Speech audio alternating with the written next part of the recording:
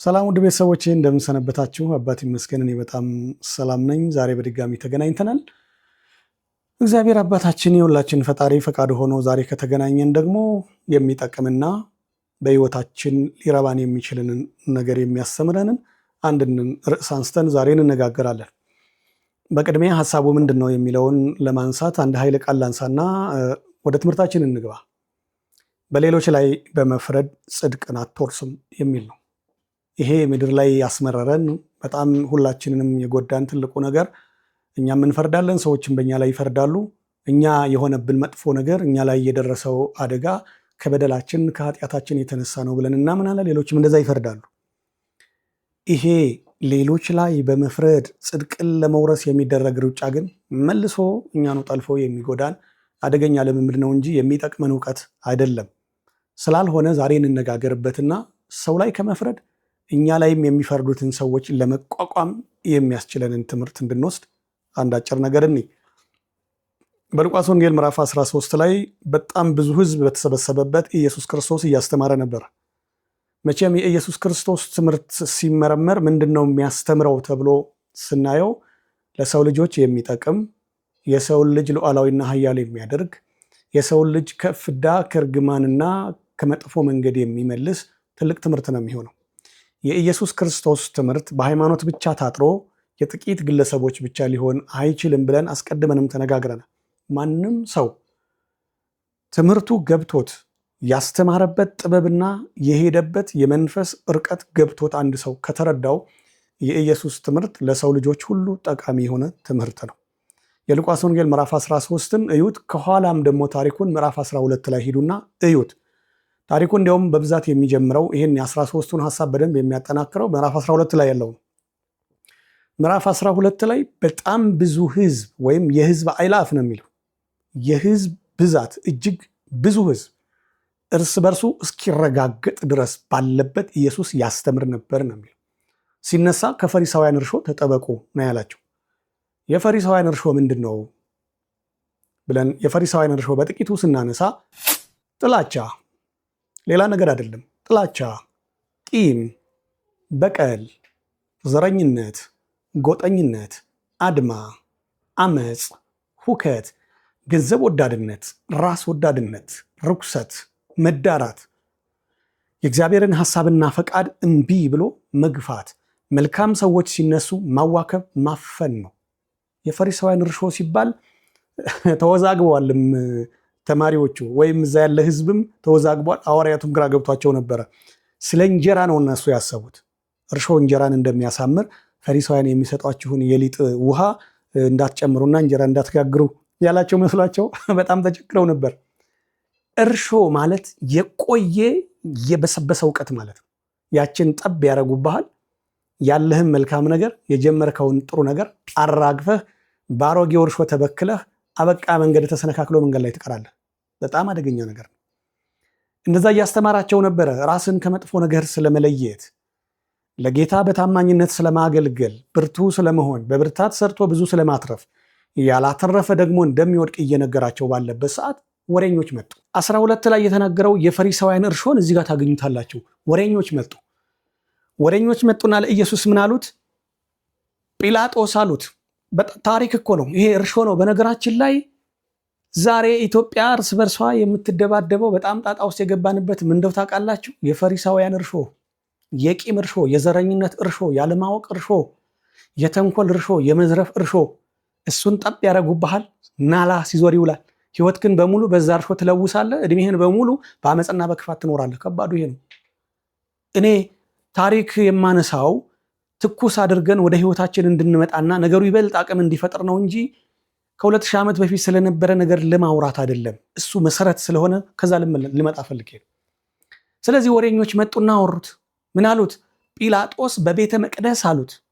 ጲላጦስ በቤተ መቅደስ የገሊላ ሰዎች መስዋዕት በሚሰዉ ጊዜ ወታደሮቹን ልኮ ሁሉንም አርዶ ፈጃቸው። ካቀረቡት መስዋዕት ጋር ደማቸው አብሮ ተደባለቀ። አይገርምህም አሉት።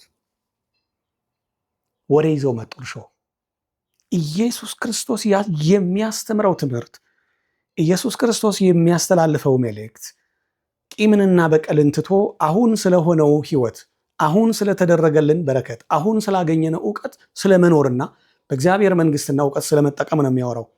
የገሊላ ሰዎች ግን መጥተው ወሬ ነገሩት። ትላንትና አይደለም የሆነው፣ የቆየውን ያወሩት። የገሊላ ሰዎች አሉት። ለምን ለኢየሱስ ነገሩት? የገሊላ ሰው ስለሆነ ነው። ገሊላዊ ስለሆነ ነው። ገሊላዊ ነው፣ ግን ደግሞ ካህናት ነን፣ የቤተ መንግስት ሰዎች ነን፣ ታሪክ አዋቂዎች ነን፣ ጎበዞች ነን፣ ህግ አዋቂዎች ነን፣ ጠንካሮች ነን፣ ባህልና ስርዓት እናስጠብቃለን ከሚሉት ሰዎች በላይ የሱ ትምህርትና አካሄድ እየበዛ ስለመጣ ለመጥለፍ ተሞክሮ ነው። ይሄንን ማወቅ አለብን። ትልቁ ነገር የማይገባን በዙሪያችን ያለው መንገድ የማይገባን ወይም ጠላት እንዴት እንደሚጠልፈን የማንረዳው ትልቁ ችግር እንደው ታውቃላችሁ፣ ጥሩ ነገር ይዘን ስንመጣ እርሾ ይዘው ይመጡና ሰዎች የእኛን ጥሩ ሊጥ ይለውሱታል፣ ወይም በእኛ ጥሩ ዱቄት ውስጥ ያንን እርሾ ያስገቡታል። አበቃ፣ የወጣልን ወመኔ፣ ተደባዳቢ፣ ዘረኛ፣ በቀለኛ እንሆናለን። አሁን እያመሰን ያለው በሺህ ዓመት የነበሩ ታሪኮችን እያመጣን አይደለም? እነዛን እርሾች እየመነሰነስን አይደለም? አሁን እየተማታን ያለ ነው፣ እየተደባደብን እየተገዳደልን ያለ ነው። መሄድ ያቃተን፣ መቀጠል ያቃተን፣ በህይወት መኖር ያቃተን፣ እንደ ሰው እንደ አንድ ሀገር ዜጋ እንደ ሃይማኖት እንኳን እንደ ክርስትና የሚሆንን እንደ እስልምና በጋራ መኖር ያቃተን ለምንድን ነው? እርሾ፣ ወሬ። ስለዚህ እነዚህ ሰዎች እኮ ገሊላዊም ላይሆኑ ይችላሉ፣ ጭራሽ ዕብራዊም ላይሆኑ ይችላሉ። እነዚህ ሰዎች ከሌላ ሀገር የመጡም ሰዎች ሊሆኑ ይችላሉ።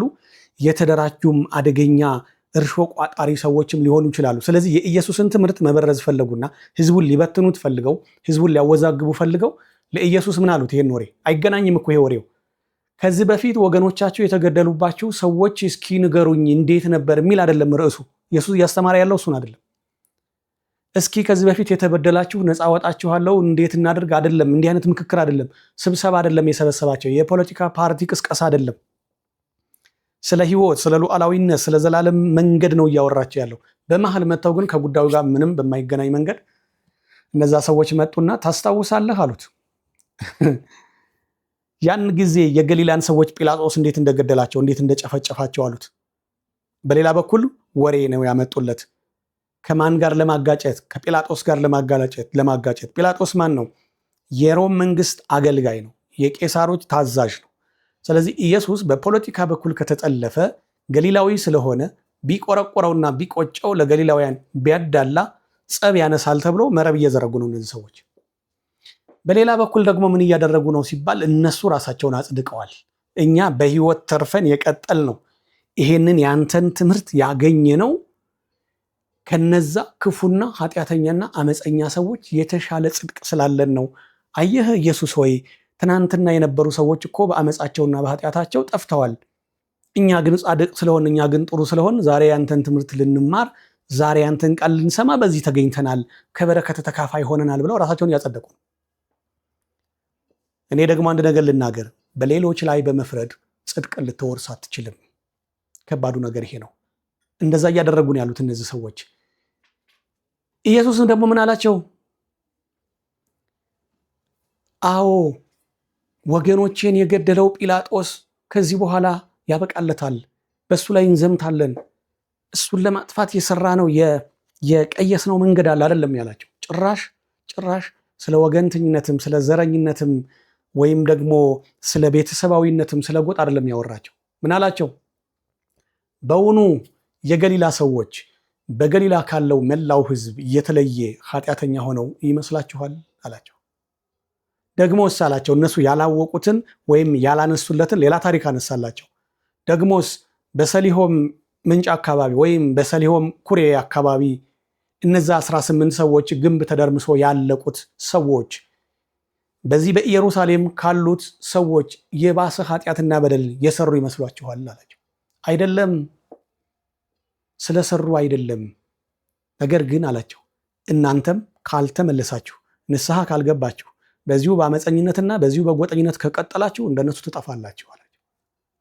ሰዎች አደጋ ሲደርስባቸው፣ ሰዎች ሲበደሉ፣ ሰዎች ድንገት ሲሞቱ፣ ሰዎች በጭካኔ የሚሆን በድንገተኛ አደጋ ሲሞቱ በኃጢአታቸውና በበደላቸው ሞቱ ደግሞ ሊባል አይችልም።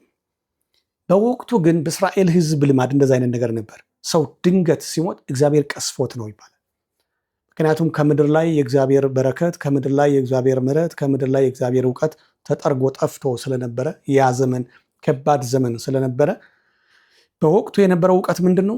ሰዎች ድንገት ሲሞቱ በጭካኔ ሰው የሚግደላቸው ገደል ተደርምሶም ይሙቱ፣ ከፈረስ ላይም ወይም ከአህያ ላይ ወድቀውም ይሙቱ፣ ጉድጓድ ገብተውም ይሙቱ፣ ድንገት እሳት አቃጥሏቸውም ቢሞቱ ወይ አውሬ በልቷቸውም ቢሞቱ በኃጢአትና በበደላቸው ተቀሰፉ ተብሎ ይታመን ነበር። ይሄ የቆየ እርሾ ነው። ይሄ የቆየ አዙሪት ነው። ሰዎችን የማያስማማ የማይለቀን አዙሪት። ስለዚህ ለኢየሱስ ይሄንን መተው አወሩት። ኢየሱስ ክርስቶስ ግን ምን አላቸው? እናንተም ንስሐ ካልገባችሁ እንደነሱ ትጠፋላችሁ፣ እንዲሁ ነው የምትሆኑት አላቸው። ስለዚህ በሰዎች ላይ የምንፈርድ ከሆነ በራሳችን ላይ ሌላ ፍርድ ይመጣል እንጂ ጽድቅ ልንወርስ አንችልም። እንዴት? እስኪ የተወሰኑ ነጥቦችን እንይ። በሰዎች ላይ ስንፈርድ የሚፈጠረው ነገር እኛ ላይ ምንድን ነው? ይሄንን እንደ ታሪክ ወሰድ ነው። ለኢየሱስ ክርስቶስ ያወሩትን ይሄ የፖለቲካውን የሃይማኖቱን ሴራ እንተወውና ኢየሱስን ሊጠልፉበት የመጡትን መንገድ እንዳይሰፋ እንተወውና እስኪ ወደኛ እንምጣና ጥቂት ነጥቦችን እናንሳ። በሰዎች ላይ ስንፈርድ የሚሆነውን ቀጥታኛ ላይ የሚሆነውን በሰዎች ላይ መፍረድ፣ በሰዎች ላይ መቀለድ፣ ሰዎችን ማሸማቀቅ፣ በሰዎች ላይ ግፍ መስራት ለእኛ ቀላል ነው። ግን ያላስተዋልነው ነገር በሰዎች ላይ ስንፈርድ በእኛ ላይ ደግሞ በዙር የሚሆን ነገር አለ። በሰዎች ላይ አትፍረዱ። በሰዎች ላይ ስትፈርዱ 4 ነገሮች እናንተ ላይ ይመጣሉ። 4 ነገሮች። እነዚህን 4 ነገሮች ደግሞ መቋቋም በጣም ከባድ ነው። የመጀመሪያው ከእግዚአብሔር በረከት ትርቃላችሁ። በሰዎች ላይ በአንዳች እንኳን አትፍረዱ። ሰው ባጠፋው ጥፋት ሊዳኝ የሚችለው በሰው አይደለም፣ በእግዚአብሔር ነው። ጽድቅና ኩነኔን በተመለከተ ሰው ሊያጸድቅም ሊኮንንም አይችልም። ማንም ሰው እግዚአብሔርን ወክሎ ሊያጸድቅም ሊኮንንም አይችልም። አሁን ከባዱ ችግር መኖር የተቸገር ነው። ሁልጊዜ የሚያሳቅቀን ነገር ቢኖር ምንድን ነው? ሰዎች እግዚአብሔርን ወክለው በሰው ላይ ይፈርዳሉ። አትፍረዱ። ስትፈርዱ 4 ነገር ይመጣል። አንደኛው ከእግዚአብሔር በረከት ትርቃላችሁ። ከእግዚአብሔር በረከት የራቀ ሰው ደግሞ ሁልጊዜ እንደተቅበዘበዘ ይኖራል። የሚፈልገውን አያገኝም። ብዙ ሰው በረከትን ከምግብና ከእንጀራ ጋር ያይዘዋል። አይደለም። በረከት እድል ይነጥቃል። በረከት ማጣት እድል ይነጥቃል። ከእግዚአብሔር በረከት መራቅ መጠላትን ያመጣል። ምክንያቱም ሞገስን ይገፋል። የእግዚአብሔር በረከት ሞገስ ነው። የእግዚአብሔር በረከት ፍቅር ነው። የእግዚአብሔር በረከት ሀብት ነው። የእግዚአብሔር በረከት ሹመት ነው። የእግዚአብሔር በረከት መወደድ ነው። የእግዚአብሔር በረከት መብዛት ነው። የእግዚአብሔር በረከት ጤና ነው። በረከት ማለት እኮ የባረከን ባርኮት ማለት እኮ ነው። ስለዚህ ከእግዚአብሔር መባረክ ወይም ደግሞ ከእግዚአብሔር እጅ የራቀ ሰው ምን ይሆናል ሲባል ምንም ነገር አይኖረውም። ብዙ ጊዜ ይሄ በረከትን ገንዘቤ በዛልኝ እንጀራዬ በዛልኝ ከሚለው ጋር ነው ሰው አብሮ የሚወስደው። እንዴ በረከት ለገንዘብና ለእንጀራ ብቻ አይደለም፣ ለምግብ ብቻ አይደለም። ማጀት ላይ ያለው ምግብ ሲበዛ፣ በባንክ ያለው ብራችን ሲበዛ፣ ስራችን ሲሰፋ አይደለም መባረክ። ከሰዎች ጋር በሰላም መኖር በራሱ እግዚአብሔር በሰላም የባረከን መባረክ ነው። ከሰዎች ጋር በፍቅር መኖር የፍቅር መባረክ ነው። በጤና መኖር በጤና መባረክ ነው። ስለዚህ በሰዎች ላይ ስትፈርዱ ከሌ እኮ እንዲህ ስላደረገ ነው እንዲህ የሆነበት ካላችሁ እግዚአብሔር እኮ ይህንን ያመጣበት እኮ በገሌ ላይ ይህን ስለፈጠረ ነው ብላችሁ የምትፈርዱ ከሆነ ከእግዚአብሔር በረከት ትርቃላችሁ። ለምን? እግዚአብሔር በሐኬተኛና በሚፈርዱ ሰዎች ላይ እጁን ስለሚሰድ ወይም ደግሞ እጁን ስለሚልክ ከእግዚአብሔር በረከት ትርቃላችሁ። ስለዚህ ከእግዚአብሔር በረከት እንዳትርቁ ጥንቃቄ ያስፈልጋል። በሰው ላይ አትፍረዱ። የቆየ እርሾና የበሰበሰ የቂም ታሪክም ማምጣታችሁ አሁን ያለውን ትውልድና አሁን ያለውን ዘመንም አትበክሉ። ትልልቅ ሀሳብ ይዛችሁ የመጣችሁ ሰዎችም በቆየ እርሾ እንዳትበከሉ ተጠንቀቁ። አገራችን ላይ የሆነ ያለው አሁን ይሄ ነው። አንድ ሰው ጥሩ ነገር ሲጀምር ዘሮችህን እኮ የገደሉት እነገሌ ናቸው ተብለው ልክ ለኢየሱስ የገሊላ ሰዎችን የገደላቸው ጲላጦስ ነው በቤተ መቅደስ ውስጥ ከሚሰውት ደም ጋር የቀላቀላቸው ብለው የነገሩት ቂሙ ስለመክተት ነው፣ አመፁ ስለመክተት ነው። የኢየሱስን በጎ ትምህርትና መንገድ ለመጥለፍ ነው። በተመሳሳይ እንደዚህ ትጠለፋላችሁ። እንዳትጠለፉም ጥንቃቄ አድርጉ። መጠለፍ በራሱ አንዱ ከእግዚአብሔር በረከት መራቅ። ሰው ከእግዚአብሔር በረከት ከራቀ በቀላሉ ተጠልፎ ይወድቃል፣ አቅም ያጣል ማለት ነው። ስለዚህ ከእግዚአብሔር በረከት ያርቃል። በሁለተኛ ደረጃ በሰዎች ላይ ስትፈርዱ የእናንተ መንገድ ወይም የህይወታችሁ ጉዞ በወጥመድና በመሰናክል የተሞላ ይሆናል። ስለዚህ አትፍረዱ። ሰዎች ምንም ሊሆኑ ይችላሉ። ሰዎች ትናንትና አጥተው ሊያገኙ ይችላሉ። ስላገኙበት መንገድም ይህን ስላረጉ ነው፣ ይህን ስላስጠነቆሉ ነው ብላችሁም አትፍረዱ። ሰዎች ትናንትና ሀብታም ሆነው ዛሬ ድሃ ሊሆኑ ይችላሉ። ድሃ የሆኑት ይህን ስላረጉ ነው፣ ይህን ስላረጉ ነው ብላችሁም አትፍረዱ። ሰዎች ትናንትና በስልጣን ላይ ተቀምጠው ዛሬ ከስልጣን ወርደው መናኛ ሰው ሊሆኑ ይችላሉ። ትናንትና ምሁር የነበሩ ዛሬ ደግሞ ምንም የማያውቁ ሊሆኑ ይችላሉ። ትናንትና ለጋስ የነበሩ ዛሬ ንፉግ ሊሆኑ ይችላሉ። ነገ ደግሞ ምን እንደሚሆኑ አናውቅም። ስለዚህ እንዳትፈርዱ። ስትፈርዱ ሰው ላይ ያስቀመጣችሁት ፍርድ ወይም ምንም ያልተጣራ መረጃ ወይም እናንተ የፈራጅነት ወንበር ሳይሰጣችሁ የምትፈርዱት ተመልሶ ሲመጣ ምን ያደርጋል? መንገዳችሁን በወጥመድና በእንቅፋት ይሞላል። ብዙዎቻችሁ በረከታታችሁ እየተቅበዘበዛችሁ ነው። እስኪ ራሳችሁን ገምግሙ። ብዙዎቻችሁ መንገዳችሁ ትብትብ ብሎ ማለፍ አልቻላችሁም። አትፍረዱ። ስትፈርዱ ይሄ ይሆናል። መንገዳችሁ ጠማማ ነው የሚሆነው። በሄዳችሁበት ሁሉ ነገሮች ይዘጋሉ። በወጣችሁበት በገባችሁበት ሁሉ አመፅ በእናንተ ላይ ይነሳል።